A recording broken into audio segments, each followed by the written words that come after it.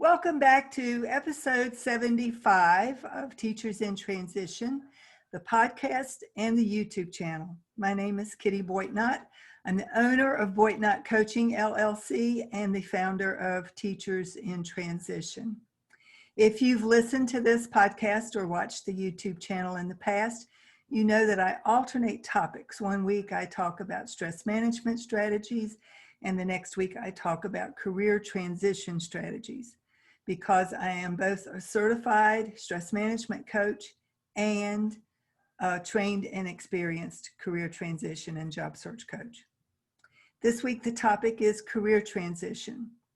And I felt like it was a good time to talk about the fact that many teachers are facing whether or not to go back into their buildings, given that across the country, school is starting in the next, either this week or next week, or some places they've already started. And I just heard on the news this morning that there were so many teachers who asked for some sort of leave of absence or some sort of accommodation that the school district decided just to hang it up and go virtual for the first part of the year. Many school divisions have decided to start the year as a virtual platform as opposed to bringing everyone back into the building. But there are places that are either bringing everyone back into the building or are bringing small cohorts back into the building on a hybrid plan.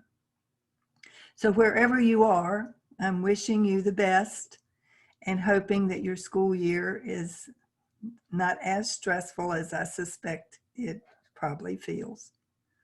Because all the uncertainty is what creates stress.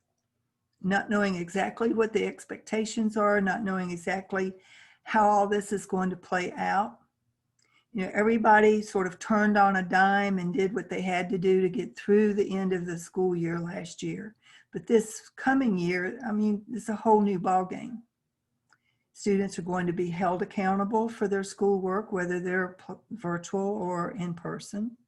And teachers are going to have to accommodate a whole new set of challenges that we've never faced before, because we've never dealt with a pandemic in the beginning of a school year before. Now, I also know that a lot of teachers, and you may be one of them who's listening out there, you decided not to go back. You figured you had a health issue that it made it just too risky for you to want to go back into the building and to take a chance that whether you started virtual or whatever, that eventually you'd be going back into the building before we have a vaccine or a cure. And you either have diabetes or lupus or some underlying health issue that causes you to be fearful of the idea of exposing yourself to the virus without a vaccine and without a cure. I know you're out there because I've talked to some people who feel exactly that way. They're either afraid for themselves or they're afraid to pick up the virus and inadvertently bring it home to a vulnerable household member. So what do you do? If you've decided to quit your job, then how do you undertake a career transition or job search that will replace the level of income or even come close to replacing the level of income that you need as a teacher, that will offer benefits? I mean, how do you even begin that kind of job search? So I want to offer some suggestions today based on an article that I wrote back in January before. I mean, I'm sure in January I had heard about the coronavirus in another country somewhere. You know, in January, it was certainly something that was in the news, but it had not come here yet. It had not begun to infect Americans yet. And so when I wrote this article in January of 2020, I was writing it from the standpoint of brand new year, wide open with all kinds of opportunities. And on top of that, a brand new decade. And the article was entitled 10 Must-Dos If You Want to Improve Your Career in 2020. So I wasn't even looking at the possibility of necessarily changing, but just improving your career. And I think in spite of the fact that so much has happened since January of 2020, here it is, we're heading into September, that some of these must-dos are still pertinent, and I'd like to share them with you today. So the first one is to get very clear about what it is that you want from your career. And one of the exercises I recommend to my clients is that you make a list, side-by-side list on a piece of paper. Write it out. Don't just keep it in your head. You need to have it to refer to periodically. And on the left-hand side of the paper, you want to write out all of the things that you love to do about your current job. All of the activities, all of the tasks, all of the duties, the responsibilities that you get something good from, that you enjoy, you're good at it, it feels good when you engage in those activities. And then on the right-hand side of the paper, I want you to write out all of the things you'd prefer never to have to do again, whatever they may be. And keep that list handy, because one of the things you need more than anything else in the beginning of a job search is clarity. Clarity about what it is that you're looking for, and clarity about what it is that you don't want in your next career. And frankly, not so many people start out with that.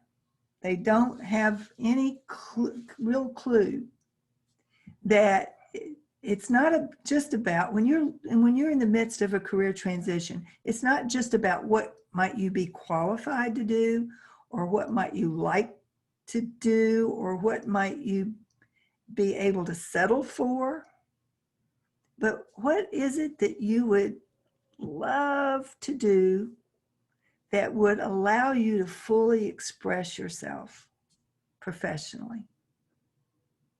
I encourage you to take some time to think about that.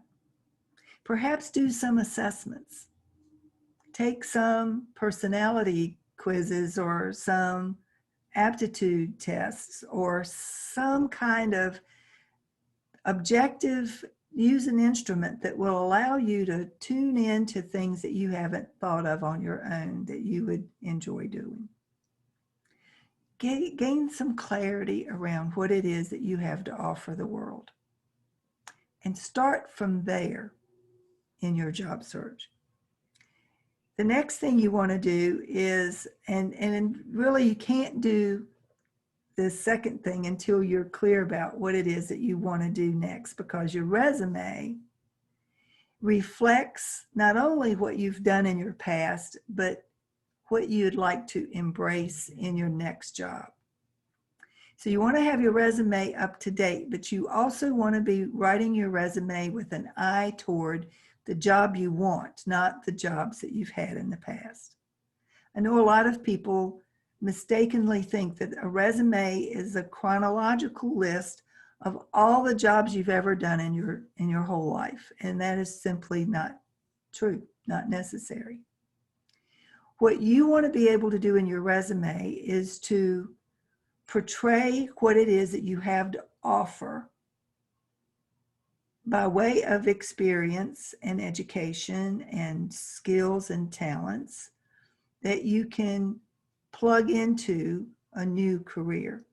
So while your experience is important, it isn't the only thing that's important in your resume. Your resume needs to speak to what job is it that you're looking for next. And then you also want to keep your LinkedIn profile up to date. And I recommend that you be very mindful of the fact that that headline space that's directly under your name on your LinkedIn profile, it will default to the job description of the last job that you had, according to LinkedIn. But you can override that by intentionally typing in something else as opposed to your job title from your last job. And I would recommend that you use keywords that convey what it is that you do well. and that you would like to be doing moving forward. So think of keywords, maybe even pull them from a job description that you have a particular interest in, and put them in that space. Separate them with a pipe stem, which is a straight up and down punctuation mark that you can find just above the enter key on your keyboard. It is the shift / key. When you shift it, it becomes a straight up and down mark. Creates a hard stop between those keywords. So if I were using keywords just as an example for myself, I might have stress management and then a space, and the pipe stem and a space, career transition and a space and a pipe stem and a space, and job search strategies. Those might be possible keywords that I could use. So think of words that sum up in a keyword what it is that you have to offer, and put that in that space below your name instead of letting it default to teacher at whatever school. Even subject areas, that doesn't tell people as much about what it is that you can do. So think in terms of what you can do. Be sure that you keep your professional skills up to date. And if you're thinking about changing careers or switching career lanes, now is the perfect time for you to be bringing some skills up to speed. Take a course. You don't have to go back to school. I don't recommend that you go back, start all over and get a whole new degree and spend a lot of money and go into a lot of debt. But it is possible for you to get coursework relatively cheaply. So if you're not a whiz on Microsoft Office, or if you need to update some of your other technology skills so that you can offer yourself in a new realm, then do that and take advantage of this time right now to do that. Also, take time to learn about the different jobs you might be interested in, the companies you might like to work for, the industries you'd like to become involved in, and do some research so that you truly have a deep understanding of what those jobs entail, what the companies are like, and what the industry forecast would be. You can use Glassdoor.com as a website that might help you with that. You can also take a look at onet.org. Actually, you would type in onetonline.org and find some of the trend lines for industries for down the road to see if, are they growing industries or are they already on the wane. You also need to develop a marketing plan. Now, a marketing plan is a document that you keep for yourself. You don't send it off like you would a resume. But the marketing plan is intended to help you to stay focused on your job search. So you want to create a list of all of the things you do well. Those are called competencies. Or just think of skills that you have. Make a list, write everything down, do a brain dump of everything you know how to do well that you would, go back to that first list that you wouldn't mind and you would enjoy or wouldn't mind doing in a future career. Write down everything that you can do. And then make a list of all of the potential companies you might be interested in working for and all of the different industries you might be interested in working in. And keep that list handy, because that marketing plan will help you to stay focused. It'll keep you from running off here and there, jumping down rabbit holes looking for jobs that really aren't a good fit for you and that aren't with companies that you are even interested in. So let your marketing plan be your guide to the jobs that you're interested in pursuing. And then you want to learn the basics of what other industries are that you might like to explore. So do your homework on that. It's not enough just to think, oh yeah, that sounds interesting. You need to really know and have a deep understanding of what the industries entail, what the companies are really like, what the culture is. It may sound on the surface like you'd love to work somewhere, and then once you get there, you find out too late that it's not what you thought it was at all. So do your homework and find out as much as you can about the job before you take it, not after. You also want to make yourself a 60 to 70% match for the job when you're writing your resume. And I've mentioned this tool before, but it bears mentioning again. The jobscan.co tool, which acts as an applicant tracking system. You want to upload a draft of your resume along with a job description that you're interested in applying for, and make sure before you apply for the job that your resume is at least a 60% match. Because if you aren't at least a 60% match, you're simply wasting your time. And if you don't know what I'm talking about for the applicant tracking system, you need to learn. Do some homework around the applicant tracking system. What does it do? What is its job? Why do you need to learn to work with it as well as to work around it? And then finally, you may need to consider getting help. Almost every college and university offers their alumni career services, so consider getting help from your college or university. There are local organizations that offer help to people who are in the midst of a work transition. Here in my city, I know of at least 2 nonprofit organizations that offer weekly support to individuals who have found themselves in the midst of a career transition and are looking for assistance. They are fabulous. They offer all sorts of support, both technical and emotional, and you need to look in your city to see if there is such a thing for you there. You can also go to your workforce development location in your locality, find out what assistance is available there. And if you want individual help, if you feel like you would benefit from assistance as you go through this process, which is sometimes confusing and contradictory and complex and confounding because it's full of contradictions, then consider hiring a coach. And I'm certainly available for teachers who are looking for a new career or for mid-career professionals who are ready to make a transition. I won't tell you that it's a quick process because it's not. I won't tease you that you could have a job next week because that's not likely.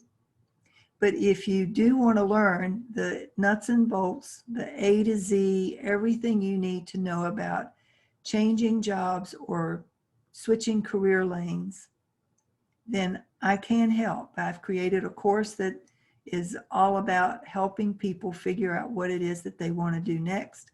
And I'm going to be starting a new cycle in September that will start at the very beginning of the process, helping people figure out what is it that they want to do, how to develop the clarity and focus that they need, how to write their application and their resume with the applicant tracking system in mind, how to rebrand themselves professionally and in person as well, how to write that resume to make sure that it's a 60 to 70% match to the job that they're applying for, LinkedIn, cover letters, and all the rest.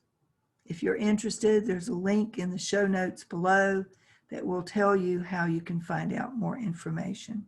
And if you just want to talk about your specific situation and determine if what I have to offer is, in fact, what you could use, then let's make an appointment for a 20-minute complimentary discovery session. I'll put the link to the calendar below as well. So that's it for today. Whether you are thinking about quitting or you've already quit, all my best. Whether you decide you want to work with me or not, I wish you only the best, and I wish you Godspeed. And I pray that you stay safe and well, and know that whatever is in store for you, as long as you don't give up, you'll figure it out and you'll find it. Have a great week.